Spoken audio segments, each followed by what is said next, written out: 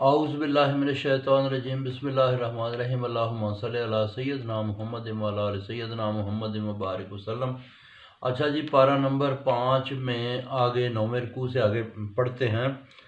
اللہ تعالیٰ نے فرمایا کہ منافقوں پر شک نہ رکھو، تم ان کو سیدھے راہ پر نہیں لا سکتے، خدا بن راہ نہیں۔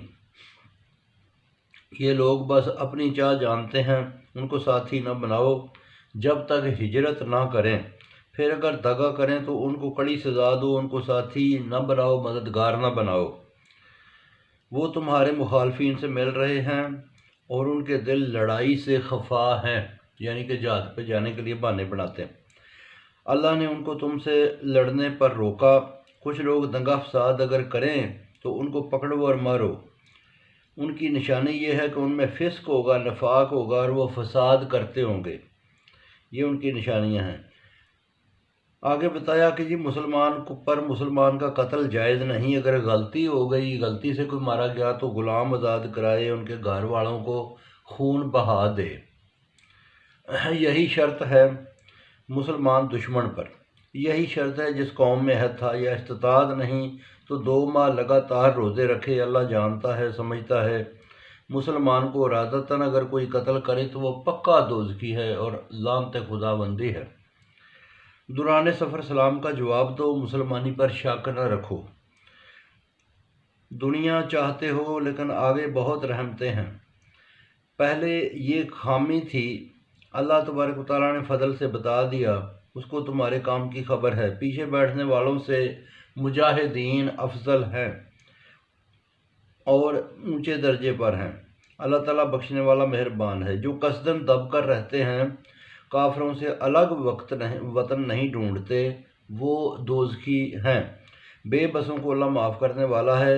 مہاجر اللہ کی راہ میں کشائش پاوے، اگر کوئی ہجرت کر لے تو اللہ تعالیٰ اس کو بہت دے گا۔ اگر راستے میں مر گیا تو ثواب پا گیا۔ اللہ تعالیٰ بخشنے والا مہربان ہے۔ دوران سفر قصر نماز ادا کرو۔ دشمن سے اگر مقابلہ ہو تو پھر بھی تھوڑی نماز پڑھو اور تھوڑے تھوڑے لوگ ٹولیوں میں پڑھو۔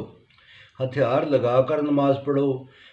تکلیف یا بیمار ہو تو ہتھیار اتار لو۔ اللہ نے منکروں کے واسطے ذلت کی مار رکھی ہے۔ پھر بعد نماز ہر حال میں اللہ کا ذکر کرتے رہو۔ نماز وقت پر فرض ہے۔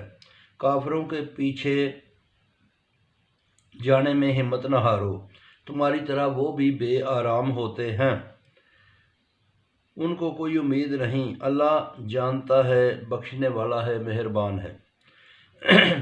اللہ تعالیٰ کی کتاب آئی کہ انصاف کرو، جھگڑا نہ کرو۔ اللہ تعالیٰ سے اپنے گناہ بخشواؤ، بے شک وہ مہربان بخشتا ہے۔ اللہ تعالیٰ دغے باز گنہگاروں کو پسند نہیں کرتا۔ اللہ سے تم کوئی چیز چھپا نہیں سکتے،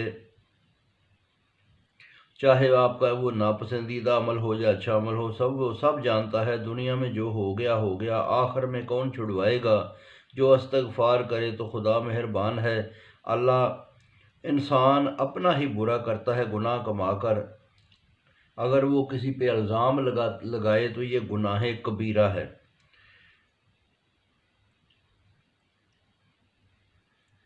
منافق لوگ قصد کرتے رہے مگر خدا کے فضل سے تم کو بہکا نہ سکے۔ اللہ نے کتاب و حکمت سکھائی جو معلوم نہ ہو سکتا تھا۔ اللہ کا تجھ پر بڑا فضل ہے۔ مشاورت اچھی نہیں مگر خیرات، صلح یا نیک بات پر مشاورت بہت بڑا ثواب ہے۔ رسول کا مخالف، مسلمانوں کی راہ سے الگ چلنے والا، یہ سب دوزخی ہیں۔ شرک سے نیچے اللہ تعالیٰ ہر گناہ بخش دیتا ہے۔ شرک بہت بڑی بھول ہے۔ عورتوں، شیطانوں کی پرستش شیطان کا بدلہ ہے۔ شیطان نے کہا تھا میں ان کو بہکاؤں گا۔ لالچ جانوروں کے کان چیرنا، صورتیں بدلنا سکھاؤں گا۔ شیطان کا اگر رفیق بنا تو اس نے نقصان پایا۔ توقعات سب دغا ہیں، ٹھکانہ دوزخ میں ہوگا۔ تو بہت شکریہ جی، باقی پھر سناؤں گا۔